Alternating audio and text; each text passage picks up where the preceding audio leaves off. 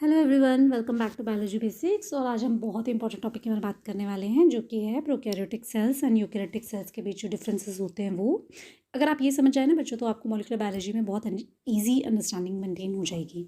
तो फिर देखते हैं, स्टार्ट करते हैं वीडियो। तो फर्स्ट डिफरेंस जो है दोनों के बीच वो है इन टर्म्स ऑफ न्यूक्लियस। तो प्रो मीन्स पुराने सेल्स होते हैं ये, इनके पास कोई ट्रू न्यूक्लियस नहीं होता है। जो डीएनए होता है वो फ्रीली लाई करता है साइटोप्लाज्म में, जबकि यूकैरियोटिक सेल के पास वेल डिफाइंड न्यूक्लियस होता है। ओके, सेकंड अगर हम बात करें डिफरेंस की, तो वो होता है in terms of their DNA form. तो प्रोकैरियोट क्योंकि वो पुराना सिस्टम है तो उसमें सर्कुलर और सिंगल मॉलिक्यूल होगा, लेकिन यूकैरियोटिक इवॉल्व सिस्टम है तो उसमें लीनियर और मल्टीपल क्रोमोसोम प्रेजेंट होंगे।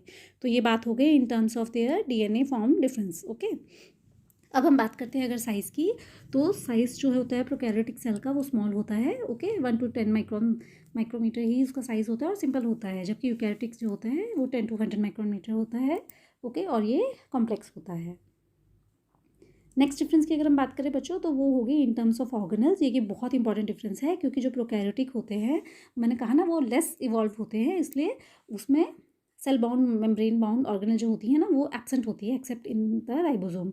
लेकिन यूकैरियोटिक सेल में प्रेजेंट होती है, जैसे mitochondria, endoplasmic reticulum, lysosome etcetera. अच्छा, अगर हम सेल डिवीजन की बात करें तो ये एक सिंपल प्रोसेस होता है प्रोकैरियोटिक सेल्स में, और ये division mostly through the binary fission, जबकि यूकैरियोटिक सेल्स में ये कॉम्प्लेक्स होता है। Okay, and it is usually achieved by the process of mitosis and the meiosis.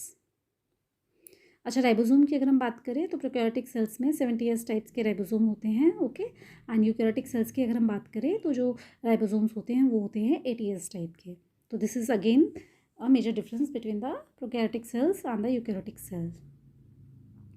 अगर हम बात कर चुके हैं कॉम्प्लेक्सिटी की, क्योंकि प्रोकैरियोटिक पुराना सिस्टम है तो वो एक सिंपल स्ट्रक्चर होता है। ओके, एंड इसके फ्यू कंपोनेंट्स होते हैं तो लेस कॉम्प्लेक्स है, जबकि यूकैरियोटिक इवॉल्व सिस्टम है इसलिए वो कॉम्प्लेक्स स्ट्रक्चर होता है। ओके, एंड इसमें कंपार्टमेंटलाइजेशन भी होती है। ओके, स्पेशलाइजेशन के लिए।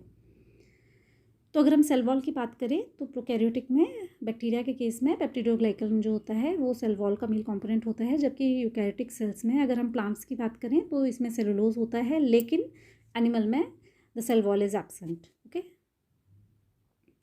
तो रिप्रोडक्शन की हमने बात की है, तो प्रोकैरियोटिक में it is through the process of binary fission, तो मोस्टली एसेक्सुअल, और यूकैरियोटिक में both type of reproduction is seen, that is both the sexual as well as the asexual reproduction. Okay, so this is the difference in terms of the reproduction.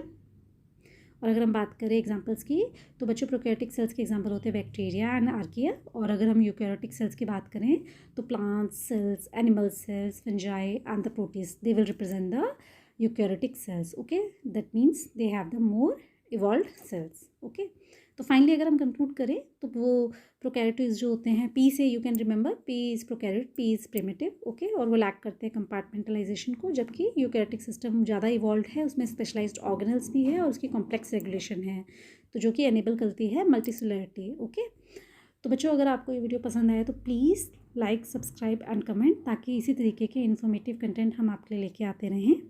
Thank you for watching the video, and please before leaving, like, subscribe and comment. Bye bye.